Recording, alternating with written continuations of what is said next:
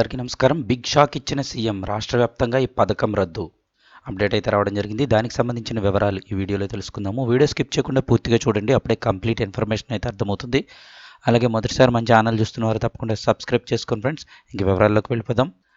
గత ప్రభుత్వం ప్రవేశపెట్టిన గృహలక్ష్మి స్కీమును రద్దు చేస్తూ రాష్ట్ర సర్కార్ మంగళవారం ఉత్తర్వులు జారీ చేసింది. గత ఏడాది జూన్ జూలై నెలలో జారీ అయిన ప్రభుత్వ ఉత్తర్వులను నిలిపివేసింది. ఆ పథకం కింద దరఖాస్తు చేసుకుని ఇళ్లు కట్టుకోవడానికి ఆర్థిక సాయం పొందేలాగా జిల్లా కలెక్టర్లు లబ్ధిదారులకు ఇచ్చిన అనుమతులను కూడా రద్దు చేసేసింది. సొంత జాగా ఉండి ఇల్లు కట్టుకోవడానికి ఆర్థిక స్తోమత లేని కుటుంబాలు ఒక్కో ఇంటికి కూడా 3 లక్షల చొప్పున రాష్ట్ర వ్యాప్తంగా మొత్తం 4 లక్షల ఇండ్ల నిర్మాణానికి సాయం అందించేలాగా గృహలక్ష్మి స్కీమ్కు గత ప్రభుత్వం అయితే శ్రీకారం చుట్టింది.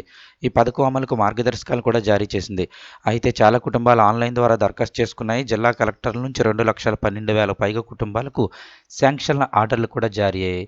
అయితే వీటన్నిటిని రద్దు చేస్తూ రోడ్లు భవనాల శాఖ కార్యదర్శి శ్రీనివాసరాజు మంగళవారం ఉత్తర్వులు అయితే వెలువరించారు. ఈ స్కీమ్ స్థానంలో కాంగ్రెస్ ప్రభుత్వం హామీ ఇచ్చిన ఇందిరమ్మ ఇండ్ల పథకం తెర మీదకు వస్తుంది. ఇప్పటికే ప్రజాపాలన ప్రోగ్రాంలో భాగంగా ప్రజల నుంచి అభయహస్తం పేరుతో దరఖాస్తులను స్వీకరిస్తోంది.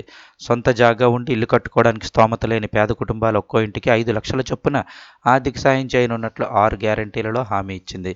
ఈ స్కీమ్ అమలు కోసం తగిన మార్గదర్శకాలను తయారు చేసే ప్రక్రియ అయితే కొనసాగుతోంది. ఇక ఈ నేపథ్యంలో పాత స్కీమ్ నిలిపివేసేలాగా లబ్ధిదారులకు జిల్లా కలెక్టర్లు జారీ చేసిన శాంక్షన్ ఆర్డర్లను రద్దు చేసేలాగా నిర్ణయం తీసుకోవాలని state housing board managing director గత నెల 15న ప్రభుత్వానికి ప్రతిపాదనలు పంపారు.